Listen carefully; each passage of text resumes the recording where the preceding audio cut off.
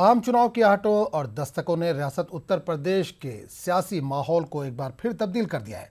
सभी पार्टियों के अपने दावे, अपने आदाद-ओ-शुमार हैं। बनाम सियासत बड़े वोट बैंक यानी मुस्लिम और दलित तबके की तरफ अरबाब सियासत की निगाहें मरकूज होने लगी हैं। छोटी छोटी सियासी जमातें और तंजीमें भी अपना एहसास कराने की कोशिशों में लगी हैं। कहा जा सकता है कि सियासत की गर्मी ने यूपी में सर्दी के एहसास को कम कर दिया है। आइए रुख करते हैं लखनऊ का और देखते हैं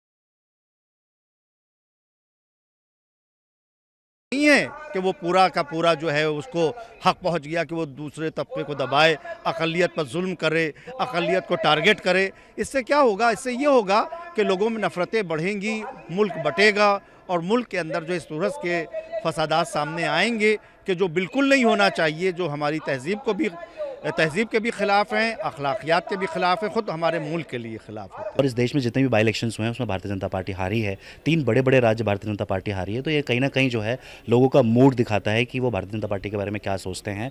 तो एक तो वादे पूरे नहीं हुए, फिर निराशा है, अर्थव्यवस्था का बुरा हाल है, संवैधानिक संस्थाओं को कमज़ोर किया जा रहा है। तो अगर इन सारी चीज़ों को आप देखेंगे तो यही देखेंगे कि आप दिल्ली में नई सरकार आएगी, नया प्रधानमंत्री आएगा। अगर सियासी मुबस्सिरीन की बात माने तो कुछ ऐसे मौज़ूआत हैं जो आने वाले इलेक्शन को बड़े पैमाने पर मुतासिर करेंगे, जिनमें सबसे अहम है गन्ना किसानों के कर्ज माफ न होने से पेश आने वाले खुदकुशी के वाक़यात, नोटबंदी की बुनियाद पर बड़ी बेरोजगारी, सिर्फ 1 साल में 1 लाख से ज्यादा नौजवानों का बेरोजगार होना, नए रोजगार के मुनासिब मौके न मिलने की वजह से तालीम याफ्ता बेरोजगारों की बढ़ती तादाद, मॉब लिंचिंग के नाम पर एक मखसूस तबके के लोगों पर जुल्म तशद्दुद का बर्पा होना, ख्वातीन पर मुसलसल बढ़ते जराइम और आईन व कानून की अबतर सूरत हाल, दहशतगर्दी के नाम पर बेगुनाहों की गिरफ्तारी, दस्तकारी और छोटी सनतों की बदहाली और बढ़ती महंगाई कुछ ऐसे सुलगते इशू हैं जो इस बार इंतखाबात पर असरअंदाज हो सकते हैं। सियासी पंडित मानते हैं कि मौजूदा हुकूमत अपनी नाकामी पर मंदिर व मस्जिद का पर्दा डालकर मजहबी बुनियादों पर इलेक्शन लड़ना चाहती है, लेकिन ये ऐसे मौज़ूआत हैं जिनको ना फरामोश किया जा सकता है और ना ही इन जख्मों का इलाज मुमकिन हो सकता है।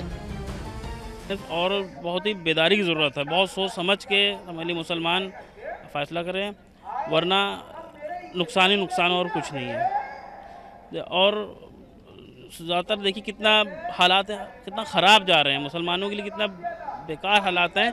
और बस जहाँ इलेक्शन आता है हर पार्टियाँ बस वोट बैंक समझ के मुसलमानों के पीछे भागने लगती है।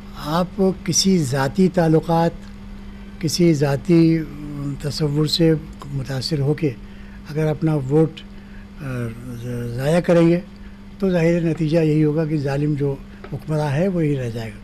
लेकिन अगर आप अपने सियासी शऊर से की बुनियाद पर और ये देखते हुए कि आप जो गैर मुस्लिम बड़ी तादाद में यूपी में कम से कम शेड्यूल कास्ट, OBCs वगैरह जो जिधर बड़ी तादाद में वोट कर रहे हैं, अगर उनके साथ आप अपनी ताकत को मिलाएंगे तो शायद आपको इन जालिमों से छुटकारा मिल सके।